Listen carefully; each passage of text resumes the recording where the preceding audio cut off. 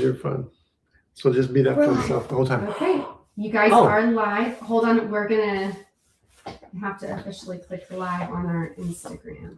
Hello, live audience. If there's anyone there, I hope there is. I don't know. Our coordinator in the back, thank you, Michelle, will tell us if there's anyone here. Oh, we've got at least one. Yay, thank you so much. Thank you for joining. Thank you. So, not sure if you guys joined us last week. We're going through all of the Warrior Kid Medic. Whoa, don't do that. All of the Warrior Kid Medic curriculum in a series of training Tuesdays, every Tuesday at 5. So, going live at 5. Maybe like that one. I get it. Okay. So last week we covered all the basics. Why? Why do you take the time to learn this stuff? Why do we take the time to learn this stuff? Because it's important. Think of it as an airbag. You may never need it, but it's great when you do. You're a genius. And then we went through, what did we go through? Scene safety. So the why. STOP. Oh yeah, STOP. So first, an emergency happens. Normal to freak out, right? But then what? Stop. Take a breath. Mm-hmm.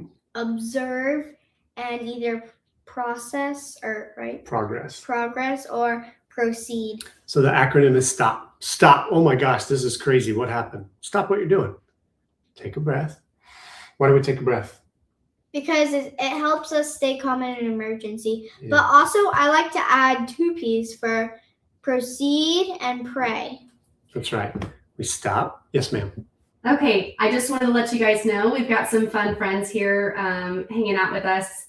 Army May says, yo. Yo. The Trojan Medic says, hi from the UK. Great work, guys. Well, hello. Thank you. The British. Wilson 13 says, my kids need this. Oh, well, thank you. All kids need this.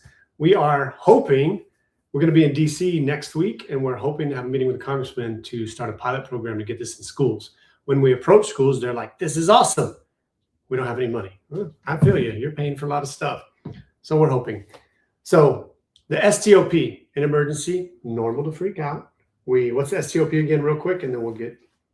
Stop, take a breath, observe, and either process or progress or proceed. And I'd like to add an extra P, which is pray. Yeah. The proceed is you've observed, you see what needs to be done. We pick how many things to do at once? 1. One thing to do at a time, and we do that one thing. That one thing might be call 911. It might be move people away from danger. And then there in Jaffe Emergency Medical Training, he trains all around the nation. His phrase, and I love it, is default to progress. I don't know what to do. Well, default to doing something that helps. Dragging someone away, holding pressure on a wound. Hey, please come help me. Whatever it is, we're going to default to doing one good thing. And then you start that snowball. Oh, I did one good thing. Let me do one other good thing, right? And you have this path of progress. It's beautiful. So we ended last week with get off the X, which means if a bad thing happened here, like what did you say if something fell? Yeah, something. Well, I said, yeah. If you're a construction worker and some boards fall and hit you and knock you out, and then someone comes to help, and then some more boards fall and hit you, you're down. Are you making it better or worse? Worse. Worse, because now there's 2 patients. So when you are going to help them, you instead of helping them right there, you get off the X. So there's probably going to be more boards falling. So you want to move get off the X. If in the street, get off the X. If in the military, they taught if you were under fire, can't treat the patient here, you have to get off the X. And you want to block that space off so there's not more patients. Correct. So I'm going to try this and show this picture that I do in all my classes to the camera, and we'll see if it works. And then you, especially if there's kids present, see how I can get this. Look at this scene and tell me all the things that you would have to address. Back it up just a little bit. Prior to addressing the patients themselves. There we go. So you can put in the comments, just talk about it. But what do we see? There's a fuel spill, bad. There's a little bit of fire. Don't want to get burned. Let's give them a minute. There's a let's see what everyone sees. If you guys will add it in the comments, let us know if y'all see any things that you should be aware of. There's a little bit of a lag on Instagram, so just wanted to. All right, we'll pause. Wait if anybody puts anything in the comments. We do have a comment that says, I appreciate you teaching kids this. I encourage people to join Scouting as they promote this type of education. Okay, but you can pull back now. Yes, and if there's any scouting programs that want our help or our tools, we would love to be a part of that. Make sure this thing's charging. So in that scene, you saw, oh, come on and charge. In that scene, you saw there's smoke, there's fire, there's some sort of a liquid spill. All these things are bad. So the deal is there's also how many patients in that scene? Oh, sorry, I'm trying to get this thing to charge so it doesn't die while we're... Hello from a German paramedic. Are you the Instagram German paramedic? What's it called? No, this one is Carlos Salazar. All right, I might have to mess with this a little bit. We're going to run out. So the deal was, first of all, there's 3 patients. So I know right away I can't handle this. So what do we need to do? We need to get off the X, but it's going to probably be hard for you to go in and pull all of them out because I bet some are going to be adults. So if they're still conscious, there might be some unconscious. You want to get to a safe ground and say, hey, if you can hear me, come to me. And then, or you could block roads and make sure no one else goes there. And then if a grown-up is conscious and they come to you, you could help them get better and then ask them to help with the other people. Yeah, so the first thing, we are a resource pool. We're poor, geez. We're gonna need more resources. We need to call for help. The second thing she very wisely said, if I walk in there in the street, near the fire, near the chemicals, there's a high likelihood I could get hurt.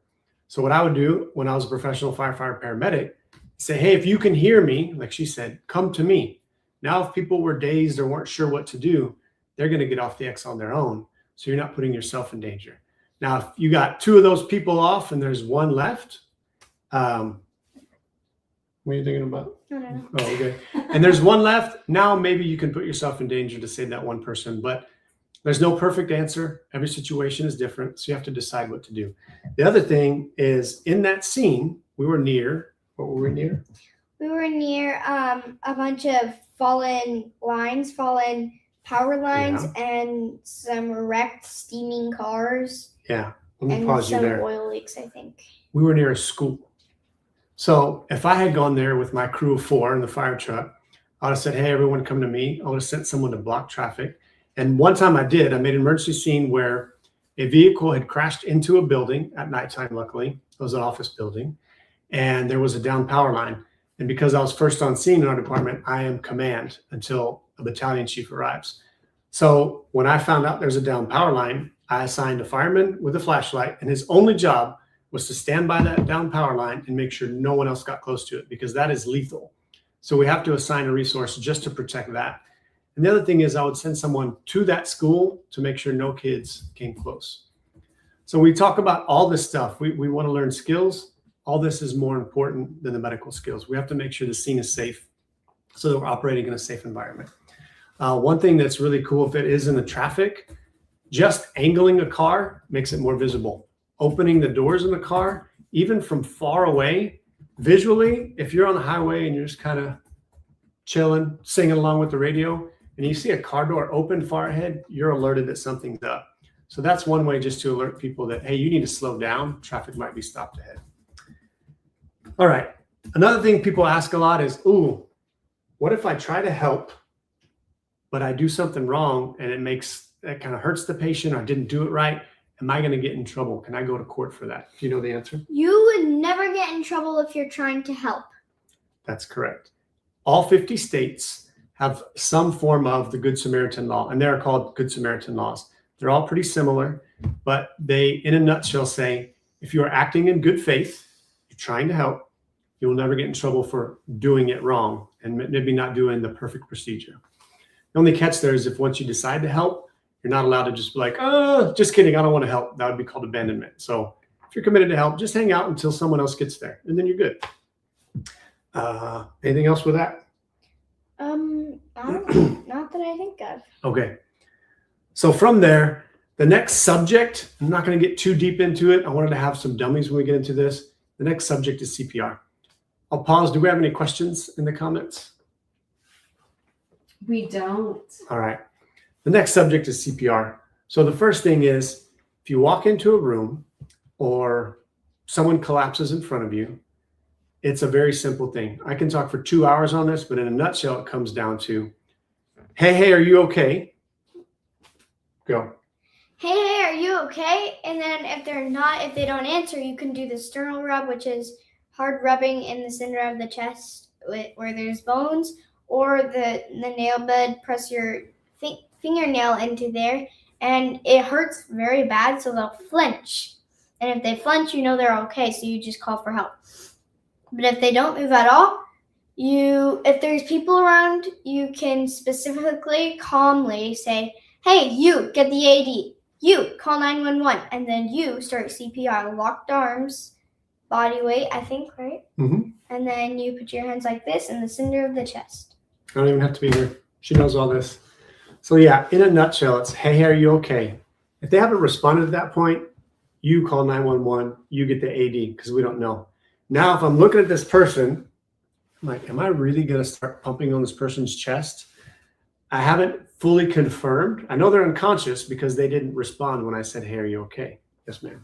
You could listen to their heart and open the airway. Yeah, well, the textbook old school teaching is look, listen, and feel. So I'd go down, and I apologize, I don't have my dummy, and I would listen for air, see if I could feel it, and I'm looking at their chest for chest rise and fall. But if it's loud, if you're outside, it's windy, I don't know how effective that is. What we did in the field is exactly what Everly said. I want to cause them a small amount of pain, because even an unconscious patient will have a pain response. It's natural.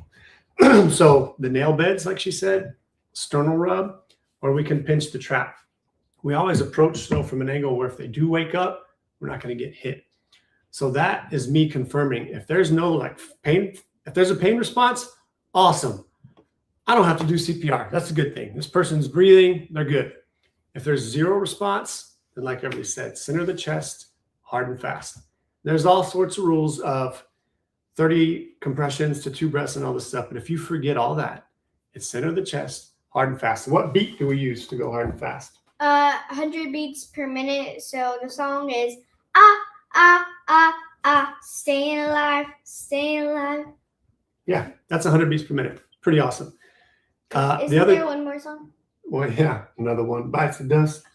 Don't. We want to do that. It's bad vibes. We want to say staying alive. The other thing that Everly mentioned is to open the airway. Now, why do we open the airway? So because you can try it at home or wherever you are. You can, chin down. Put your chin all the way to your chest. Try to breathe. And take a deep breath. Kind of hard, right? But then lift it up. Chin up. It's a lot easier. It's a lot easier. So. And their tongue could fall like that. It could fall back. So when someone's unconscious, if they're completely flaccid because their heart is stopped, that tongue can relax and obstruct the airway. When we do, it's called the head tilt chin lift. We open that airway and we lift it up. So now, if you've opened the airway, and especially if someone can hold it, and we're doing CPR, there's a bellows effect. It's moving some air, which is really good. The mouth-to-mouth part, or the mask part, California did a big study saying, can people do hands-only CPR and still be effective? And that study concluded, it was actually a slightly better outcome when people weren't doing the mouth-to-mouth. There's a bunch of reasons. Since I don't have my dummies, which I will next week, so we can show a little bit more detail, I'll explain that. The first thing is people are reluctant to put their mouth on someone else's mouth. They don't have that mask. The other thing is people will do too much air or too fast, which then will cause the air to bypass and fill up the belly. I can't even do it. So now I have this belly full of air, and eventually that air pressure has to come out. So then what happens? Vomit. And then where does that vomit end up? In the lungs. And that is a deadly infection. So that's a big complication. But if I just open the airway and do hands-only CPR, the study in California showed that the number of people walking out of the hospital was actually greater than doing the airway. Now, I'm not saying don't ever do airway. If you're trained and you know how to do it, absolutely do the breaths. Anything I'm missing right there? No, I think you got it. Thanks. You also have got it. Thank you. With the hard and fast, I watched as a medic. We put the pulse oximeter on, and once you start cranking that chest hard and fast with the airway open, your pulse oximeter has dropped the amount of oxygen in your blood, and we watched it go back up. It is so effective. Now, the other reason that we're not as concerned with the airway right away is because there is some oxygen still in the blood. You and I right now have between 95 and 100% oxygen saturation as measured by a pulse oximeter. Once your heart stops, there's still oxygen there. It will slowly decrease over time. But if I can circulate a little bit of blood to the brain, then I help to save the life. So the amount of time the brain can survive without oxygen, without blood flow bringing oxygen, is about 3 to 5 minutes. And then after 10 minutes, it is for sure irreversible damage, or at least according to the docs. So if I can circulate 80%, 50% oxygen levels of the blood, that's awesome. It's better than nothing. The other thing is, with that study, they found that people would interrupt the compressions too much or for too long. And every time I stop the compressions, it's like a pump that has pressure built up. That pressure is getting blood to the brain. We stop that pump, the pressure stops and dies back.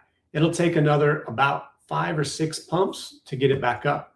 So every time we stopped, there's a period of time we stopped, plus another 5 to 6 pumps before the brain is getting oxygenated blood.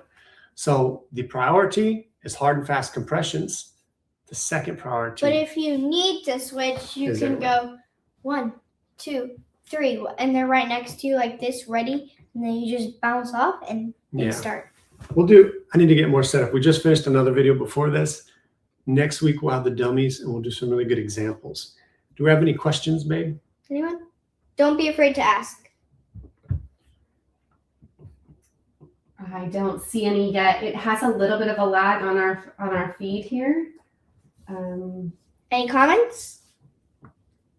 Any cool stories? All right. We're going to wrap this up a little bit short today because, like I said, I didn't have time to get everything set up from our previous video. But next week, we'll have some CPR dummies. We'll have some infant dummies. We'll show the difference between adults and kids and when you absolutely need to focus on those breaths versus just doing hands only. But for now, it's a pretty good training session. You got anything else you want to say? Well, any questions? Don't be afraid to ask. We're probably going to start wrapping it up. So any last minute questions, comments, stories? Or if anyone has any specific experiences or things they would like for us to train on, please don't hesitate to put it in the comment section or anything you think that we missed that you think it would be good for us to say.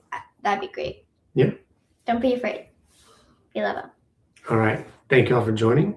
And from Warrior Kid Medic, always remember, do good, be good, share. Out.